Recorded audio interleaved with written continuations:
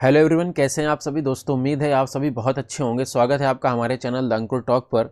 दोस्तों, जब से ईएमआरएस का रिजल्ट आया है उसके बाद से आप सभी के काफ़ी ज़्यादा कमेंट्स आ रहे थे कि डॉक्यूमेंट्स कब के होने चाहिए, ईडब्ल्यूएस आपका कब का होना चाहिए, और आपके मन में काफ़ी ज़्यादा डाउट्स चल रहे हैं। मैंने एक वीडियो बनाई थी जहां पर आपको डीवी से रिलेटेड कुछ जानकारी दी थी। उस वीडियो में भी आपने काफ़ी ज़्यादा कमेंट्स किया था कि जो ईडब्ल्यूएस है वो आपका सेंट्रल का होना चाहिए या स्टेट का होना चाहिए, और जो आपका कास्ट सर्टिफिकेट है अगर वो बहुत बैक का है तो क्या होगा, या फिर आपके पास नहीं है तो क्या होगा। इस तरीके के तमाम आपके डाउट्स हैं जो वो मन में चल रहे हैं। तो इस वीडियो में सारे डाउट्स आपके क्लियर करने वाला हूँ। कोशिश हमारी यही है कि आपने जो जो क्वेश्चन पूछे हैं उन सभी प्रश्न का जवाब इस वीडियो के माध्यम से आपको दे दिया जाए। तो वीडियो में बने रहिएगा, और आपसे एक छोटी सी रिक्वेस्ट है कि वीडियो को लगातार देखिएगा, पूरा समझने का प्रयास कीजिएगा, तभी आपको अच्छे से समझ में आएगा। वीडियो पसंद आए तो लाइक करिएगा, शेयर करिएगा, और चैनल को सब्सक्राइब करना ना भूलें। और आप हमारा टेलीग्राम चैनल भी ज्वाइन कर सकते हैं। दोस्तों, ये हमारी इंस्टाग्राम ID, यहाँ पर आप हमसे डायरेक्ट मैसेज करके कोई भी क्वेश्चन पूछ सकते हैं। वीडियो स्टार्ट करने से पहले मैं आपको एक फिर से छोटी सी बात बताना चाहता हूँ कि वीडियो को लगातार देखिएगा, जिससे कि आपको पूरी और सही सटीक जानकारी हो सके। सबसे पहले अगर मैं आपसे बात करूं कि ईएमआरएस का डीवी कब होगा, तो ये मैं आपको बता दूं कि आप 10 से 15 दिन के अंदर आपको आपके ईमेल में और या फिर आपको ईएमआरएस की वेबसाइट में कोई ना कोई नोटिस मिल जाएगा, जहां पर डीवी का पूरा शेड्यूल जारी कर दिया जाएगा कि किस पोस्ट के लिए डीवी कब है।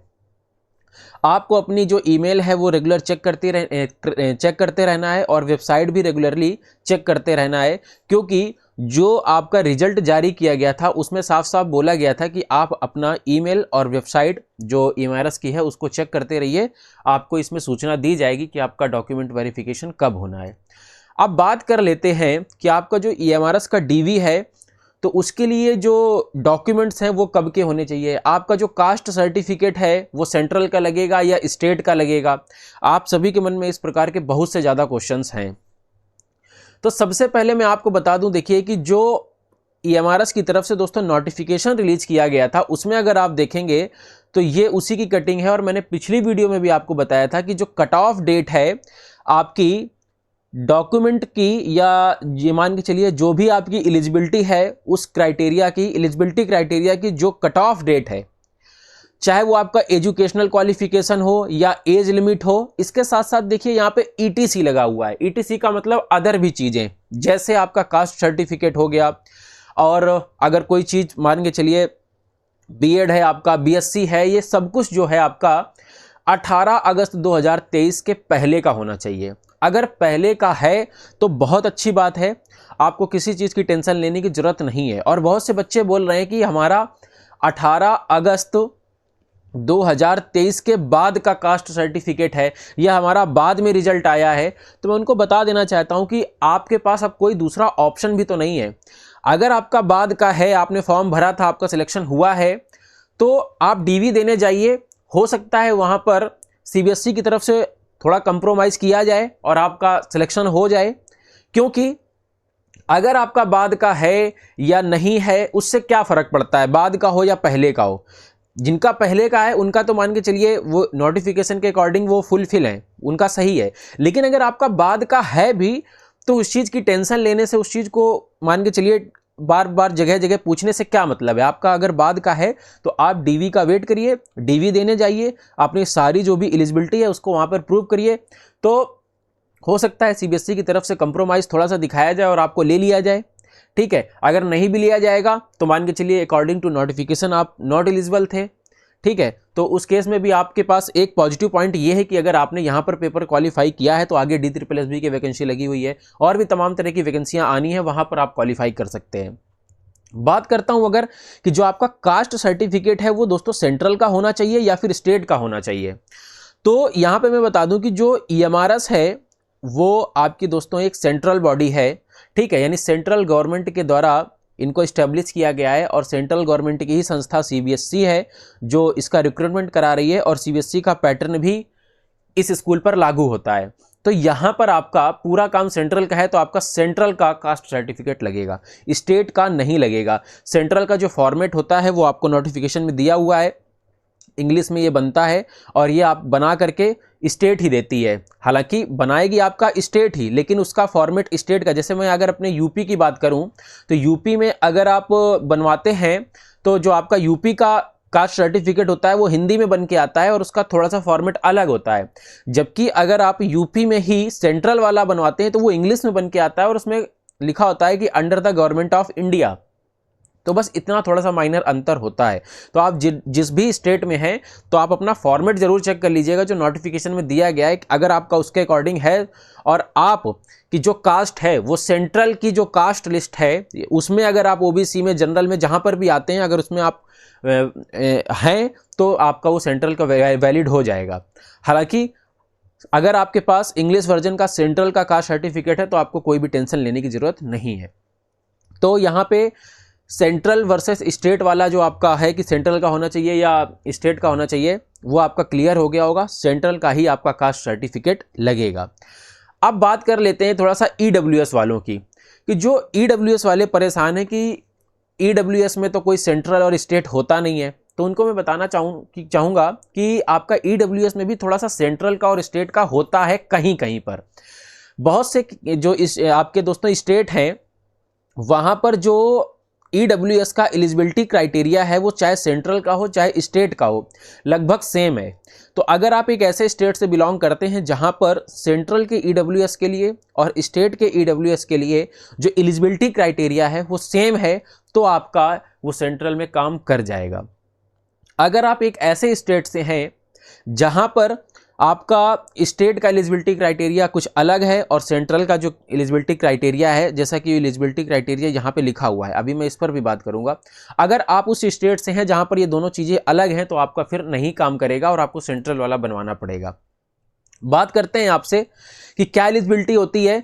तो सबसे पहले मैं यूपी के बच्चों को बता देना चाहता हूँ कि जो अगर आप यूपी से हैं और आपका ईडब्ल्यूएस सर्टिफिकेट इसी फाइनेंशियल ईयर का है तो वो वैलिड हो जाएगा, क्योंकि यूपी में जो एलिजिबिलिटी क्राइटेरिया है वो सेम एज सेंट्रल गवर्नमेंट का है। ठीक है, जैसे क्या है, 8 लाख से ज़्यादा इनकम नहीं होनी चाहिए, 5 एकड़ से ज़्यादा आपके पास जो एग्रीकल्चर है, एग्रीकल्चर लैंड है वो नहीं होनी चाहिए, आपके पास जो फ्लैट है वो 1000 स्क्वायर फीट से ज़्यादा नहीं होना चाहिए। इसके बाद 100 स्क्वायर यार्ड से आपका प्लॉट जो है वो नगरीय क्षेत्र में नहीं होना चाहिए। ठीक है, ये थोड़ा जो नगरीय से कम होता है, नगर पालिका टाइप का मान के चलिए, ठीक है, तो वहाँ पे 200 स्क्वायर यार्ड से ज़्यादा आपका प्लॉट नहीं होना चाहिए। तो जो कुछ भी ये एलिजिबिलिटी क्राइटेरिया है, अगर यही एलिजिबिलिटी क्राइटेरिया के अकॉर्डिंग आपका स्टेट भी ईडब्ल्यूएस सर्टिफिकेट जारी करता है तो वो सेंट्रल में वैलिड हो जाएगा। तो ये कन्फ्यूजन आपका क्लियर हो गया होगा कि आपका सेंट्रल का वैलिड, स्टेट का वैलिड होगा सेंट्रल में या नहीं। अगर ये फुलफिल करते हैं आप जो भी एलिजिबिलिटी है तो वो वहाँ पे वैलिड हो जाएगा। और अगर आपके पास मान के चलिए नहीं है या कुछ इस तरीके का मामला आपके पास फंसता है कि इस फाइनेंशियल ईयर का नहीं है या आपके पास ईडब्ल्यूएस है ही नहीं और फिर भी आपका फॉर्म फिल हो गया है, तो उसका भी एक उपाय है, अभी आगे मैं बताता हूँ। उपाय नहीं है दोस्तों, वो एक चीज़ है, अभी आपको आगे पता चल जाएगी। यहाँ पे अगर आप देखेंगे तो एक छोटी सी और इन्फॉर्मेशन की, जो आपका ईडब्ल्यूएस सर्टिफिकेट है वो तहसीलदार या उससे ऊपर की पोस्ट के द्वारा, किसी भी अधिकारी द्वारा जो है साइन किया गया हो, यानी उसके द्वारा बना करके दिया गया हो। जैसे यहाँ पर आप देख सकते हैं डीएम के द्वारा भी हो सकता है, ठीक है, एडीएम के द्वारा, या आपका डिप्टी कमिश्नर हो गया आपका दोस्तों, है ना, एडीसी, या मजिस्ट्रेट, सब डिविजनल मजिस्ट्रेट, है ना, आपका ये मजिस्ट्रेट हो गया। तो ये तमाम तरह की जो देखिए पोस्ट दी गई हैं।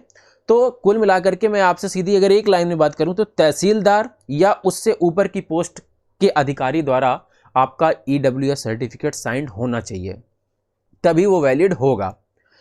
अब बात कर लेते हैं कि जिनके पास ईडब्ल्यूएस का सर्टिफिकेट ही नहीं है, ठीक है, और मान के चलिए आपने ईडब्ल्यूएस से आप फॉर्म भर दिया है और आप किसी एक ऐसे स्टेट से हैं जहां पर सेंट्रल की एलिजिबिलिटी और स्टेट की एलिजिबिलिटी बिल्कुल डिफरेंट है, तो ऐसे में देखिए आपके पास सिर्फ एक तरीका यह है कि दोस्तों, अगर आपने जो ईएमआरएस का एग्जाम दिया है और आपके ईएमआरएस के एग्जाम में अगर आपके नंबर जो हैं वो जनरल कट ऑफ से ज़्यादा हैं, कहने का मतलब आप जनरल की कट ऑफ को क्वालिफाई कर रहे हैं, जो जनरल की कट ऑफ है, आप ओबीसी से हैं या एससी से हैं या एसटी से हैं, कहीं से भी हैं, अगर कोई भी सर्टिफिकेट की मैं आपसे बात करूं, जैसे अगर आप आरक्षण का लाभ लेना चाहते हैं तो चाहे आपका ओबीसी सर्टिफिकेट हो, एससी का हो, एसटी का हो, ईडब्ल्यूएस वाला हो, अगर आपके इनके सर्टिफिकेट में ये जो मैंने आपको 4 यहाँ पे लिखे, कोई भी प्रॉब्लम है तो ऐसे बच्चे जो जनरल इनमें आते हैं, यानी उनका form OBC, SC, ST, EWS से भरा हुआ है, तो अगर उन बच्चों का जो कट ऑफ है,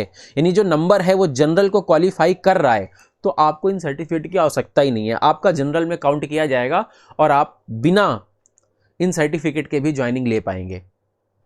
तो एक ये छोटी सी हेल्प मिल सकती है अगर आपके नंबर ज़्यादा हैं तो। नंबर ज़्यादा नहीं है, आप ओबीसी कट ऑफ को ही सिर्फ फाइट कर पा रहे हैं, तो फिर आपको ओबीसी का सर्टिफिकेट शो करना होगा और जो भी एलिजिबिलिटी है उसके अकॉर्डिंग। एससी का शो करना होगा, एसटी का भी, ऐसे ईडब्ल्यूएस का भी। अब मैं अगर आपसे बात करूं दोस्तों कि मान के चलिए आपका, यहाँ पर इरेज कर लेता हूं थोड़ा सा, कि जैसे जो बच्चे बोल रहे हैं कि उनके जो डॉक्यूमेंट्स हैं आपके, वो जो एलिजिबिलिटी क्राइटेरिया है वो इसके बाद के हैं, तो मैं आपको फिर से वही बोलना चाहूँगा कि अगर आपके इसके बाद के भी हैं तो भी आपको टेंशन लेने की जरूरत नहीं, आप डीवी दीजिए। बाद में क्या होना है क्या नहीं होना है, सीबीएसई क्या एक्सेप्ट करेगा क्या नहीं करेगा, वो डिपेंड करता है पूरा उस पर। तो इस तरीके के कमेंट्स करने से भी आप बचिए, आपको डीवी देना है, और डीवी में अगर आप बाहर होते हैं तो फिर वो वहीं से पता चल पाएगा कि सीबीएसई ने नहीं माना है। वैसे आपको डीवी देने बिल्कुल जाना चाहिए, ठीक है, देना चाहिए। तो एक यही छोटी सी इन्फॉर्मेशन थी जो आपको मुझे देनी थी डॉक्यूमेंट्स रिलेटेड, जो आप कमेंट्स में काफ़ी ज़्यादा पूछ रहे थे। उम्मीद करता हूँ आपको वीडियो पसंद आई होगी। वीडियो पसंद आई हो तो लाइक करिएगा, शेयर करिएगा और चैनल को जरूर सब्सक्राइब कर लीजिए। आप हमारा टेलीग्राम चैनल भी ज्वाइन कर सकते हैं दोस्तों, और ये हमारे इंस्टाग्राम आईडी है, you can directly message me from here. मिलते हैं आपसे अगली वीडियो में, तब तक के लिए जय हिंद, जय भारत।